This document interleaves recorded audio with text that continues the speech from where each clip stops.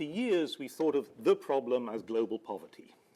And my argument is that's not a good way of thinking about the problem. That the reason why the problem was defined as global poverty was, to be honest, it came out of the External Relations Department of the World Bank in the 1990s. The World Bank was faced with a public relations dilemma, which is that nobody loved it.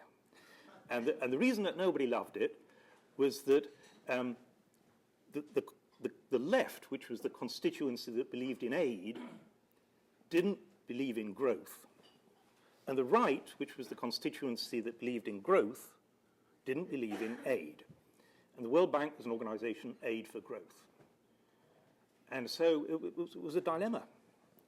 The left wanted redistribution within societies, and the right wanted growth, never mind aid. And so the solution, which papered over this division, was to say it's poverty that matters. We're there to reduce poverty. And so the left could hear we reduce poverty by redistribution, and the right could hear we reduce poverty by growth, and everybody could be happy. And as a public relations exercise, that worked. But it was a public relations exercise. And the price that we paid as a community for that definition was that we just lost focus of the real problem.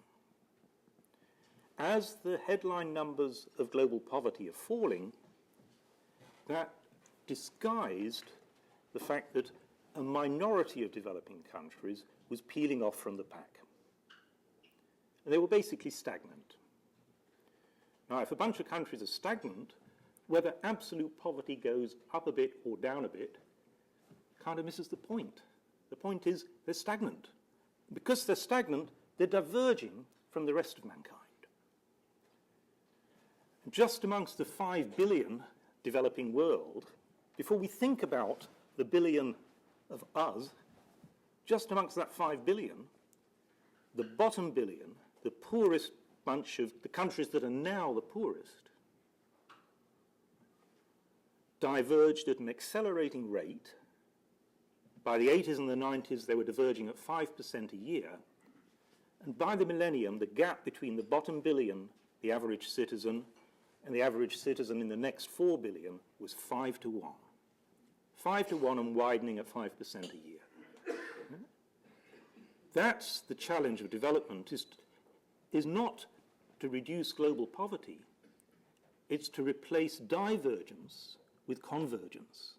The billion at the bottom have not just got to have reduction in poverty, they've got to catch up with the rest of mankind. Continued divergence is the road to global social unsustainability, in my view. It's both a human tragedy for the billion people stuck there and a nightmare for everybody else. And so there is no alternative but to replace divergence with convergence.